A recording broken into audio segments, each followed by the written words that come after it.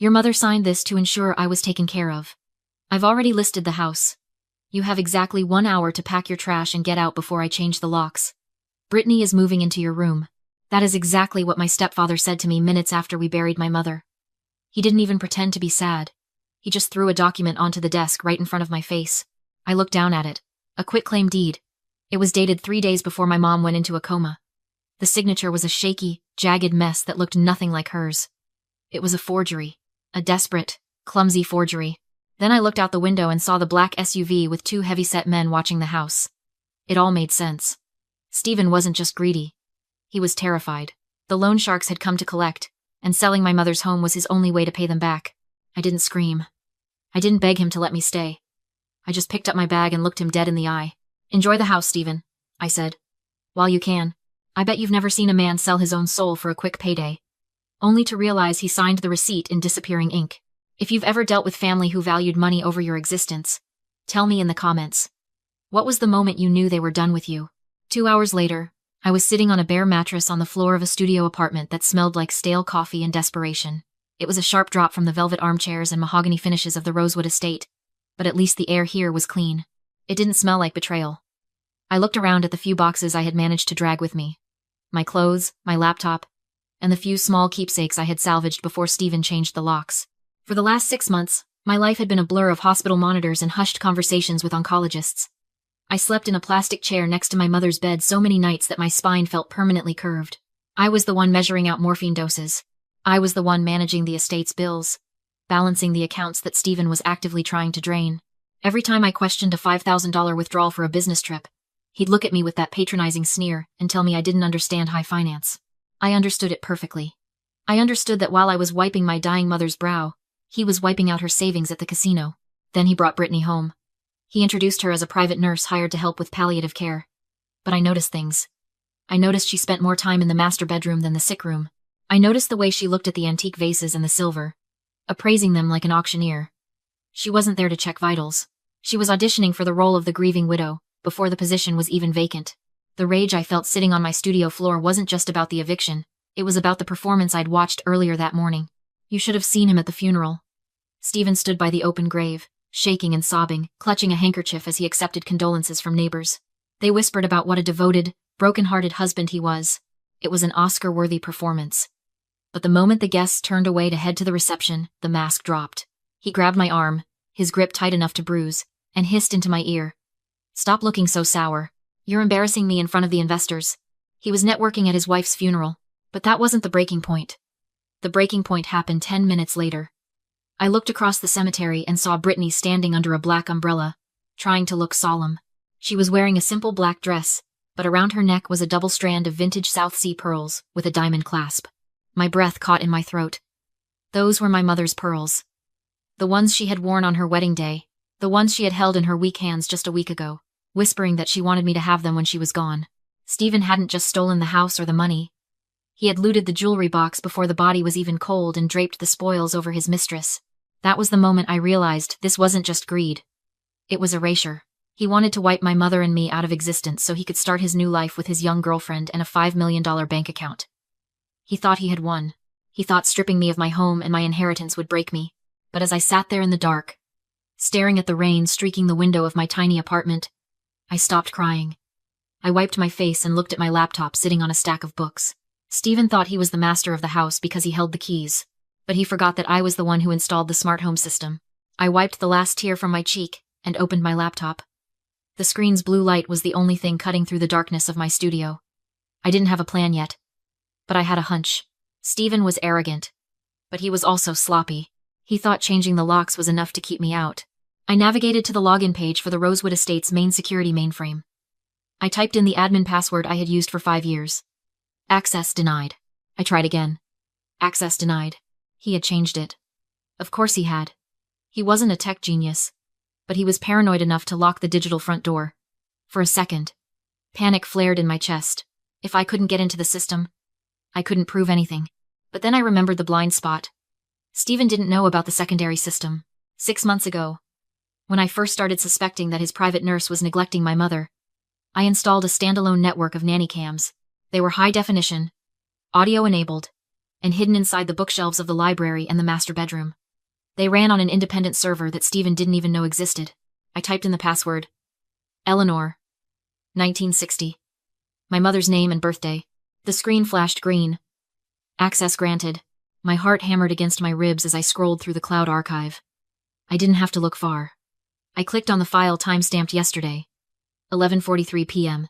The night before the funeral. The video feed from the library filled my screen. It was crystal clear. There was Stephen, pouring himself a glass of my mother's vintage scotch, the bottle she had been saving for my wedding day. Brittany was there too. She was spinning around in the leather executive chair behind the desk, laughing like a teenager who had just broken into a liquor cabinet. I put on my headphones and turned the volume up. "Are you sure this will work, Stephen?" Brittany asked, picking up a piece of paper from the desk. "The signature looks shaky. It looks scribbled." Stephen downed his drink in one gulp. "It doesn't have to be perfect, babe. It just has to hold up for 48 hours. He leaned over the desk, his face pale and sweaty under the library lights.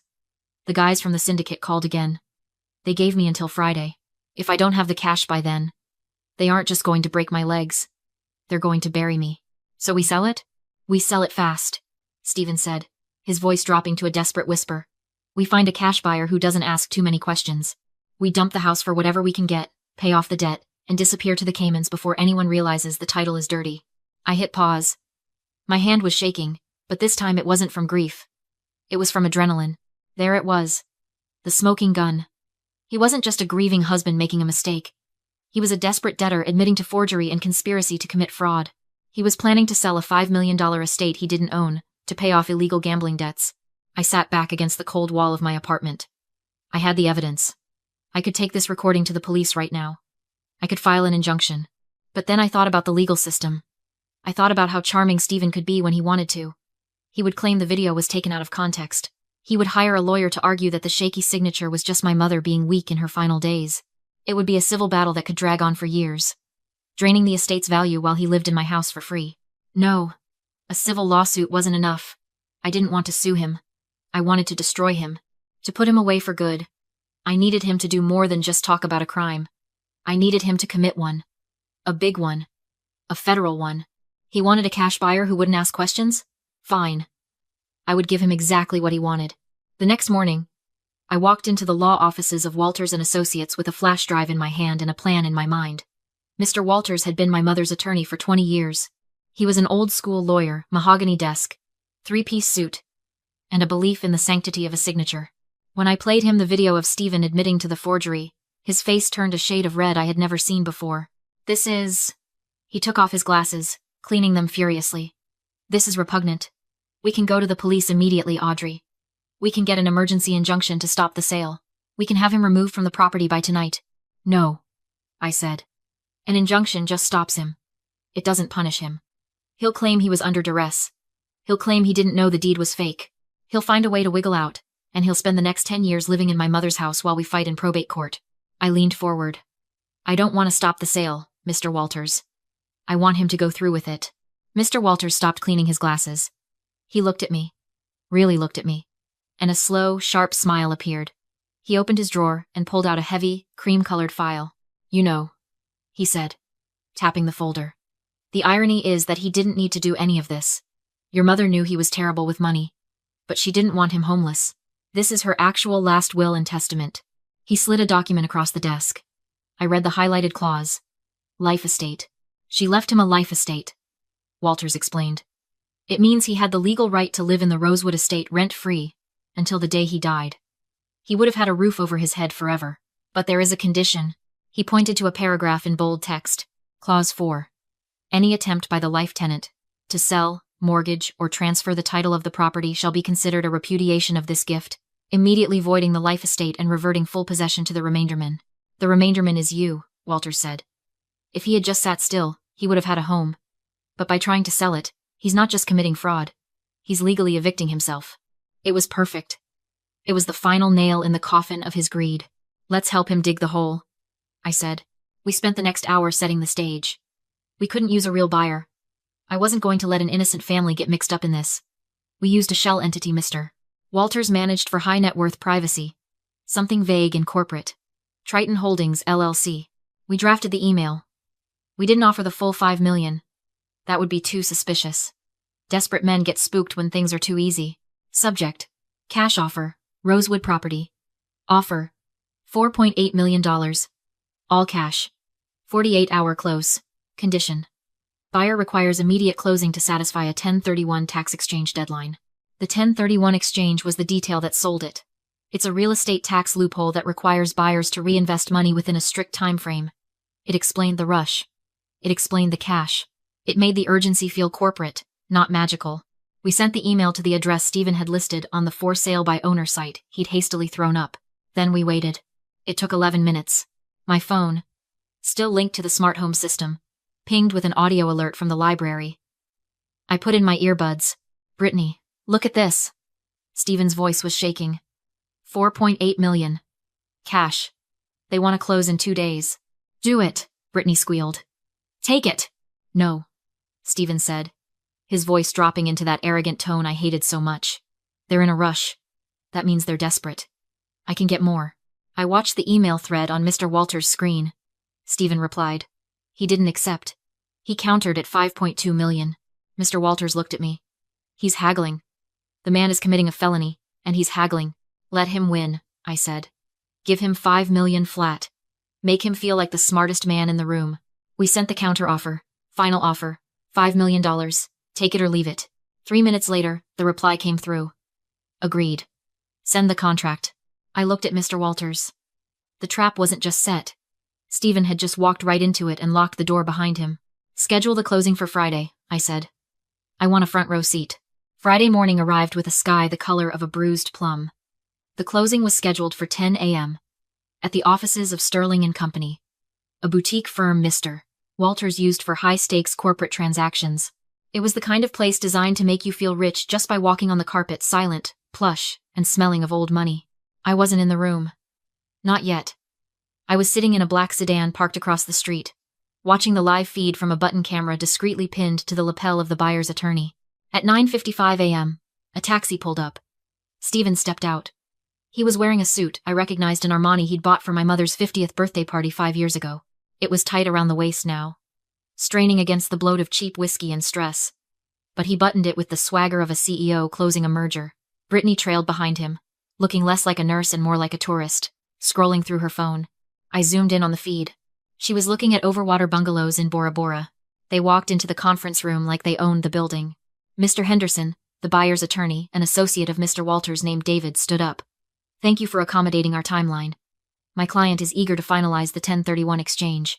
Happy to help, Stephen said, his voice booming with false confidence.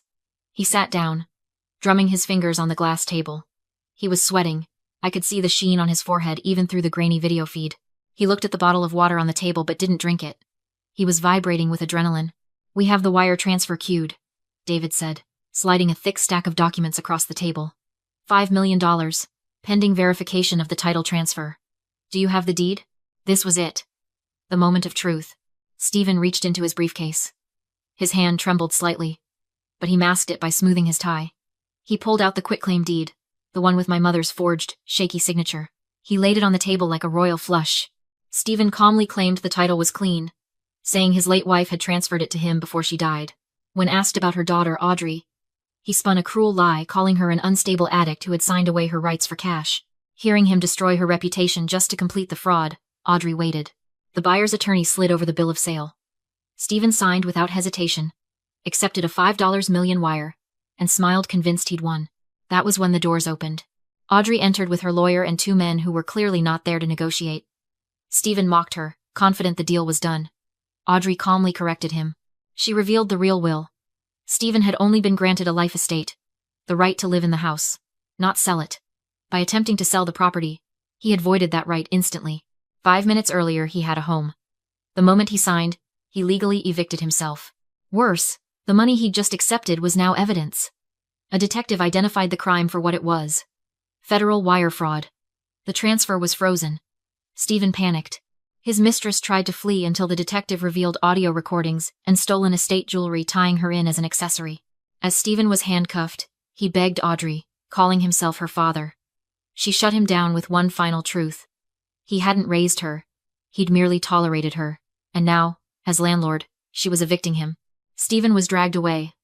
The house was reclaimed. The locks were changed.